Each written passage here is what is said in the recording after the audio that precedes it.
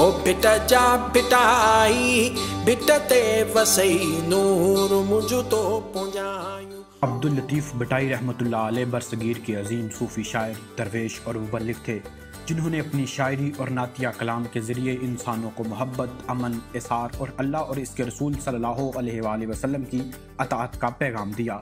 آپ کو سندھی زبان کا سب سے بڑا شاعر مانا جاتا ہے، اور آپ کے کلام شاہ جو رسالوں نے نہ صرف سندھ بلکہ پورے برصغیر میں روحانیت اور صوفیانہ فکر کی روشنی پھیلائی۔ آپ کو ست سرومیوں کا شاعر بھی کہا جاتا ہے، کیونکہ آپ نے اپنی شاعری میں سسی پنو اور دیگر رومانوی داستانوں جیسے کرداروں کے ذریعے صبر، عشق اور وفا کے قصے بیان کیے۔ شاہ عبداللطیف بٹائی رحمۃ اللہ علیہ کی ولادت 1689 میں ضلع مٹاری کی تحصیل حالہ میں ہوئی۔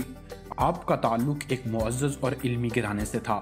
آپ کے والد سید حبیب شاہ اس علاقے کے برگزیدہ بزرگوں میں شمار ہوتے تھے۔ شاہ صاحب کا سلسلہ نسب سیدنا علی المرتضیٰ شیر خدا رضی اللہ تعالیٰ عنہ سے جا ملتا ہے۔ آپ کے دادا اور پردادا تیموری دور میں ہرات میں سندھ آئے تھے، اور وہ بزرگ صوفیانہ مزاج اور علم و حکمت کے حامل تھے۔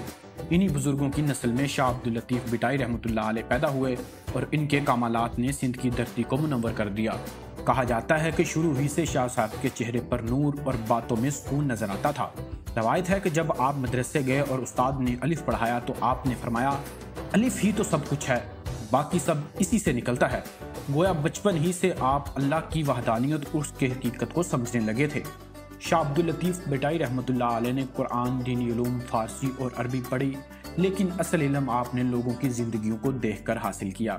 آپ نے صحراؤں میں گھوم کر ہاریوں اور کسانوں کے دکھ سکھ دیکھے، دریاؤں کے کناروں ملاحوں کی جدوجہد دیکھی، اور دیہات کی عورتوں کی قربانی اور محنت کو اپنی آنکھوں سے محسوس کیا۔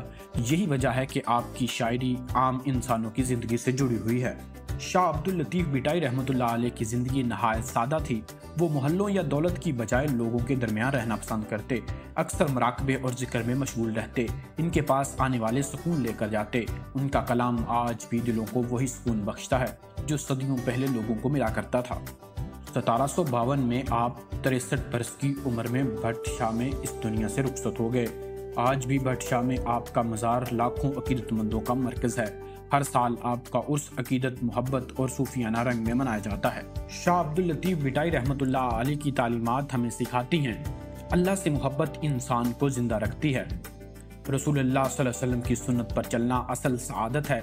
سچائی، صبر اور قربانی انسان کو بلند کرتی ہے، اور سب سے بڑھ کر یہ کہ انسان سے محبت کرنا ہی اصل انسانیت ہے۔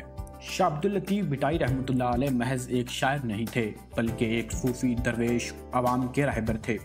ان کی زندگی کا مقصد اللہ اور اس کے رسول صلی اللہ علیہ وآلہ وسلم کی محبت کو عام کرنا تھا۔